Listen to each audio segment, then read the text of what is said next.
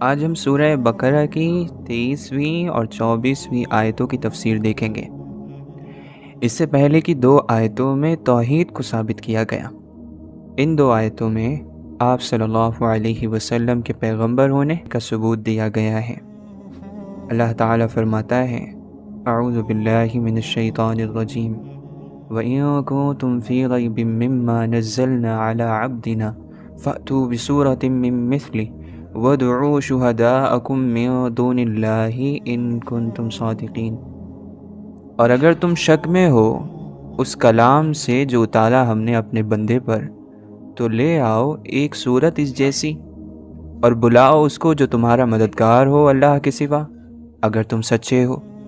فَإِن لَّمْ تَفْعَلُوا وَلَن تَفْعَلُوا فَاتَّقُوا النَّارَ الَّتِي وَقُودُهَا النَّاسُ وَالْحِجَارَةُ أُعِدَّتْ لِلْكَافِرِينَ۔ پھر اگر ایسا نہ کر سکو اور تم ہرگز نہیں کر سکو گے، تو پھر بچو اس آگ سے جس کا ایندھن آدمی اور پتھر ہیں، اور یہ کافروں کے لیے تیار کی گئی ہے۔ وہ ہدایت جو قرآن لے کر آیا ہے، اس کے 2 ستون ہیں، 2 بنیادیں ہیں، توحید ہے اور رسالت ہے۔ پہلی 2 آیتوں میں اللہ تعالیٰ کے چند خاص کام ذکر کر کے توحید ثابت کی گئی، جس میں فرمایا گیا تھا کہ اس رب کی عبادت کرو جس نے تم کو پیدا کیا اور تم سے پہلے لوگوں کو، پھر تمہیں پیدا کرنے کے بعد یہاں رہنے کا سامان پیدا کیا۔ اب ان 2 آیتوں میں اللہ تعالیٰ کا کلام پیش کر کے حضرت صلی اللہ علیہ وسلم کی رسالت کو ثابت کرنا مقصود ہے،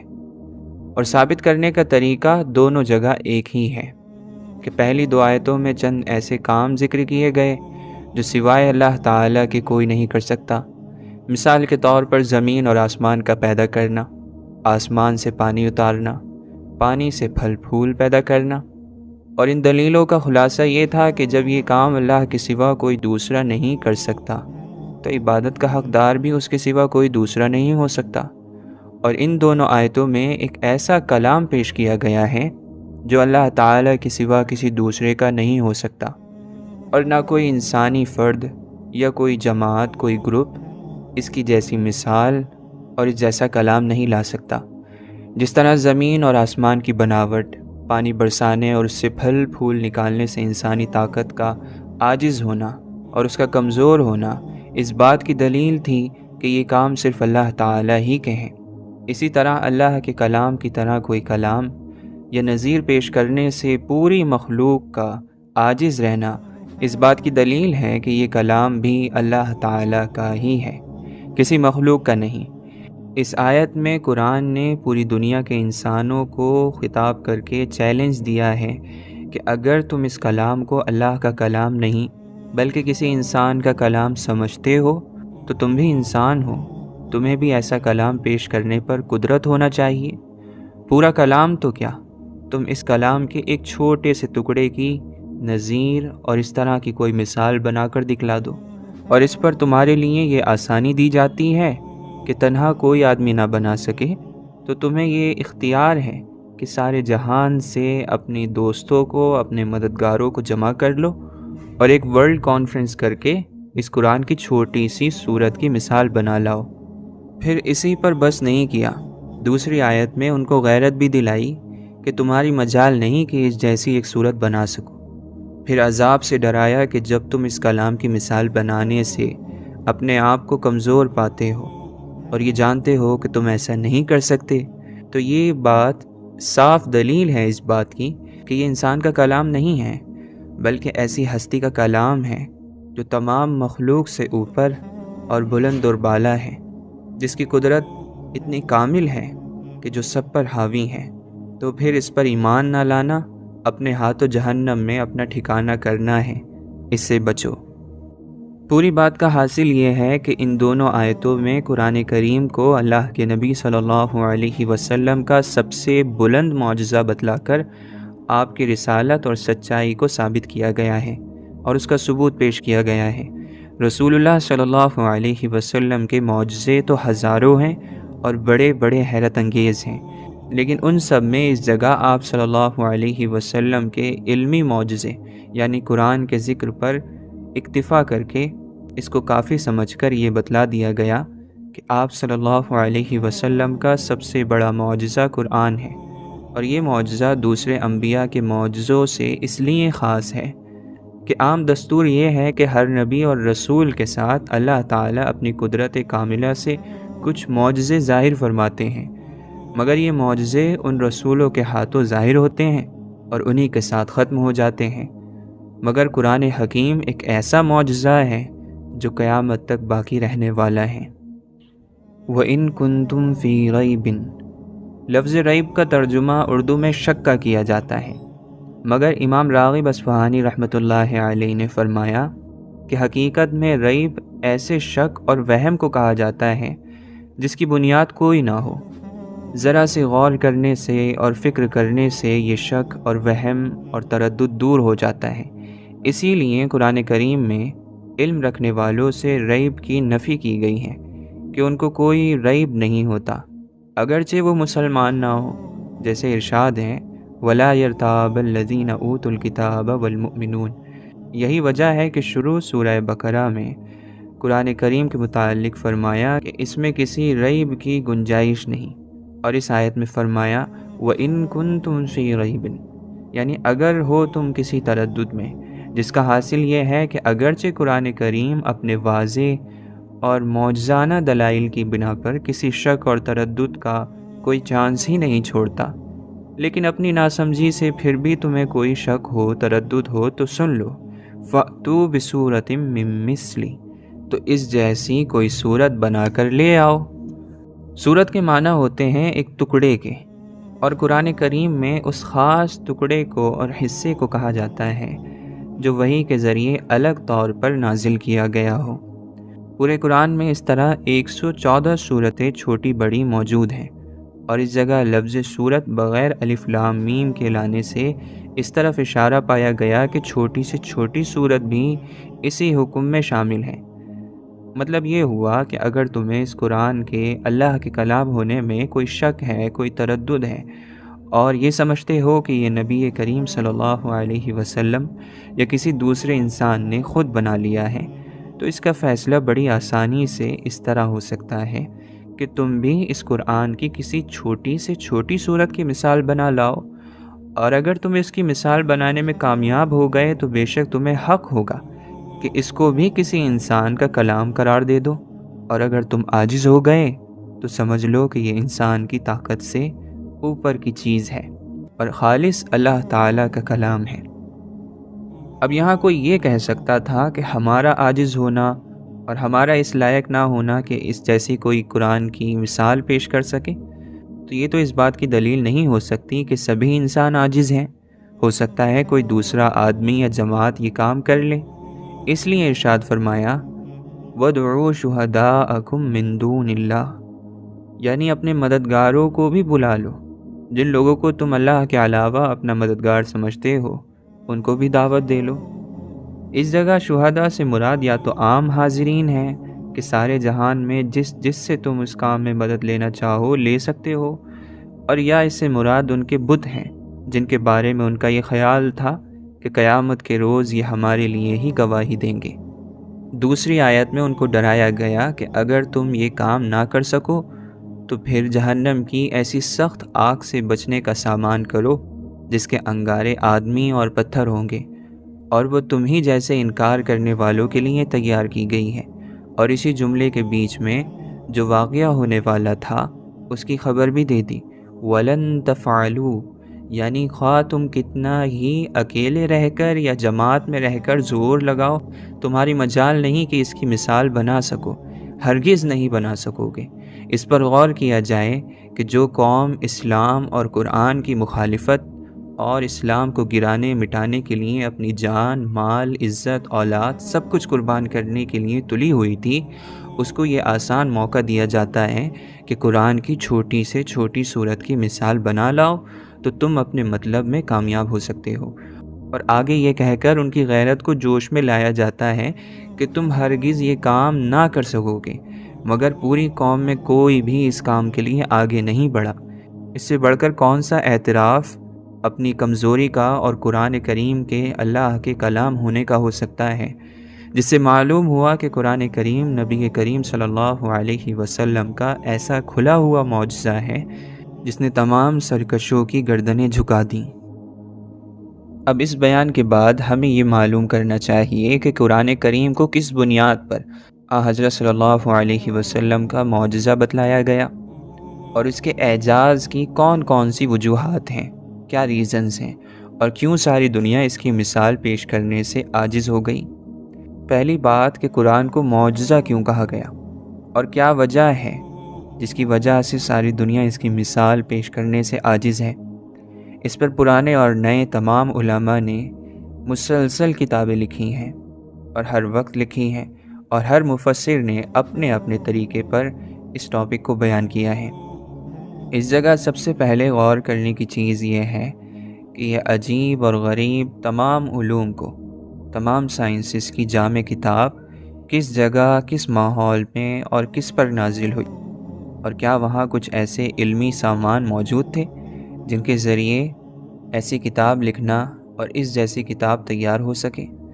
جو پہلے کے تمام علوم اور آگے آنے والے تمام علوم کی جامع سب کو اکٹھا کرنے والی کتاب ہے، اور انسان کے انڈیویجول اور سوشل لائف کے ہر پہلو کے متعلق بہترین ہدایت پیش کر سکے، جس میں انسان کی جسمانی اور روحانی تربیت کا مکمل نظام ہو، اور اپنے مقصد تک پہنچنے کی تدبیر ہو، اور ممالک کو چلانے کا پولیٹیکل نظام، ہر چیز اس میں موجود ہو، اور بہترین اصول موجود ہو۔ جس سرزمین اور جس ذات پر یہ کتاب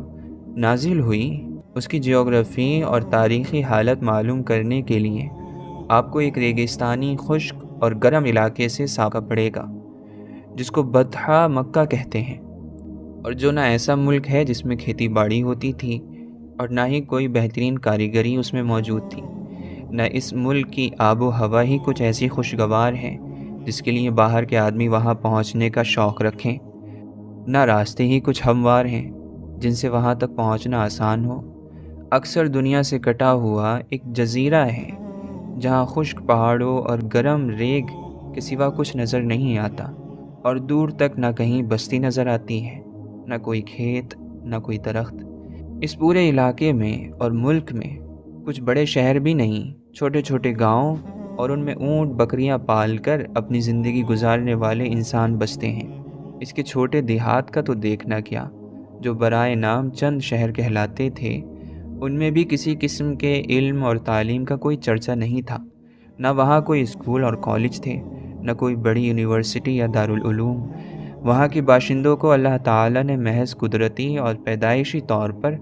فصاحت اور بلاغت یعنی لٹریچر کا ایک فن ضرور دے دیا ہے، جس میں وہ ساری دنیا سے اوپر اور ممتاز ہیں۔ وہ لٹریچر اور پوئٹری میں ایسے قادر الکلام ہیں کہ جب بولتے ہیں تو بجلی کی طرح، گرج کی طرح کڑکتے اور بادل کی طرح برستے تھے۔ ان کے چھوٹے چھوٹے بچے ایسے فصیح اور بلیغ شعر کہتے ہیں کہ دنیا کے ادیب حیران رہ جاتے تھے۔ لیکن یہ سب کچھ ان کا فطری فن تھا، جو کسی مکتب یا مدرسے میں حاصل نہیں کیا جاتا۔ نہ وہاں سیکھنے اور سکھانے کا کوئی سامان ہے، نہ وہاں رہنے والوں کو ان چیزوں سے کوئی لگاؤ یا دلچسپی تھی۔ ان میں کچھ لوگ شہری زندگی بسر کرنے والے تھے تو وہ تجارت پیشہ ہیں، مختلف چیزوں کی امپورٹ اور ایکسپورٹ ان کا مشغلہ ہے۔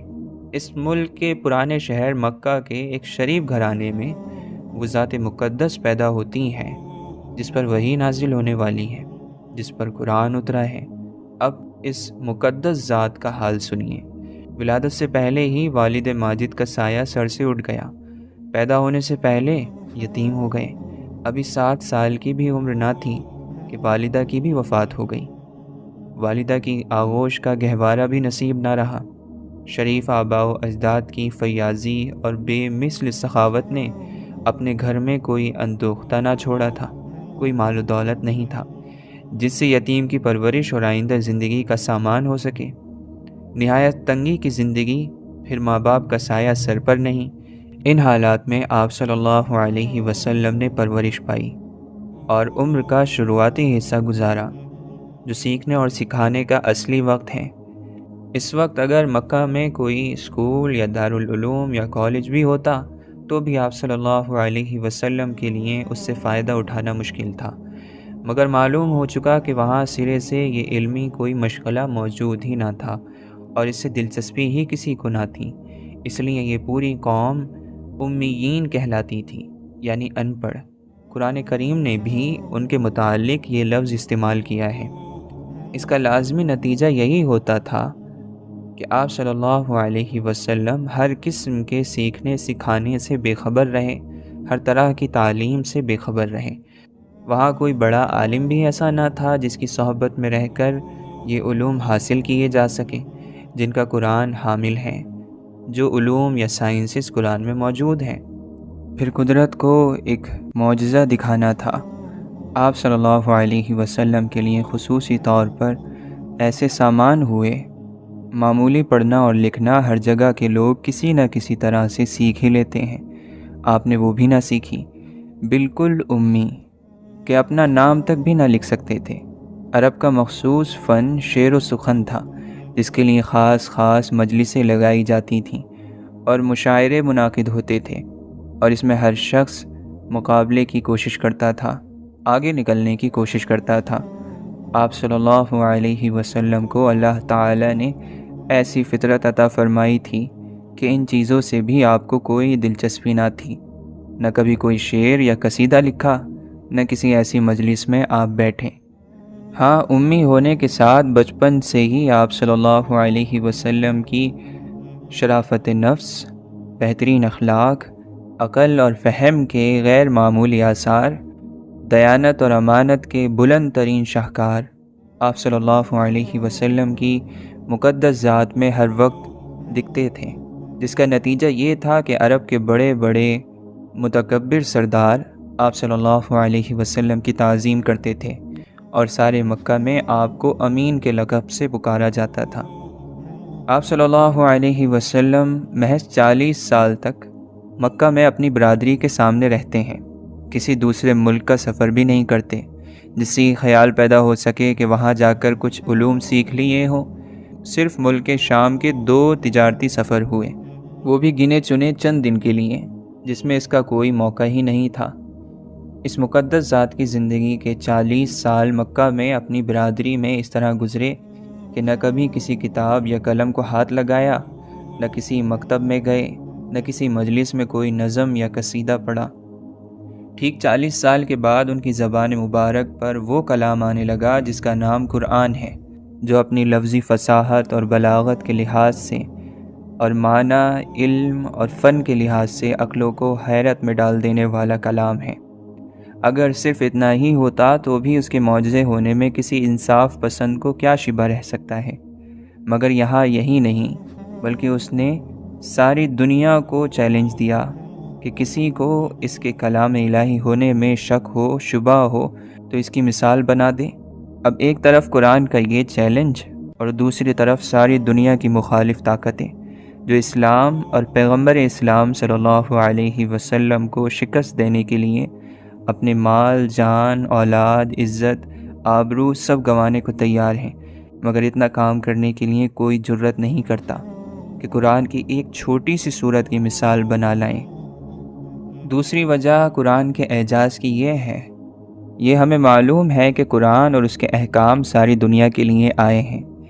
لیکن اس کے بلا واسطہ اور پہلے مخاطب عرب تھے، جن کو اور کوئی علم اور فن آتا تھا یا نہیں، مگر فصاحت اور بلاغت یعنی لٹریچر اور پوئٹری میں ان کا فطری ہنر اور پیدائشی وصف تھا، جن میں وہ دنیا کی قوموں سے الگ تھے۔ قرآن ان کو مخاطب کر کے چیلنج کرتا ہے کہ اگر تمہیں میرے کلام الہی ہونے میں کوئی شبہ ہے، کوئی شک ہے، تو تم میری ایک صورت کی مثال بنا کر دکھلا دو۔